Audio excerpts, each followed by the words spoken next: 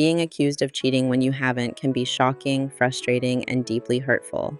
But how you respond in that moment can either calm the storm or make it worse. Here are 5 things you can do to help calm the storm.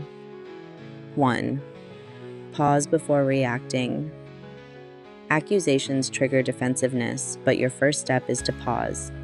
A heated, emotional reaction can look like guilt even when you're innocent. 2. Understand where the accusation is coming from. False accusations often come from insecurity, past betrayal, or a recent misunderstanding.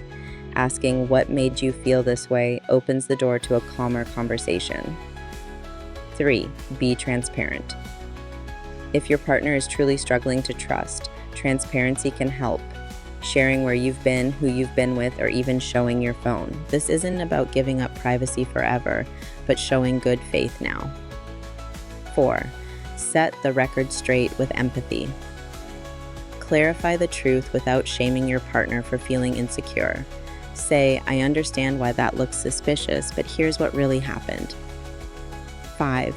Build trust going forward. Even if you've never cheated, accusations mean trust is fragile.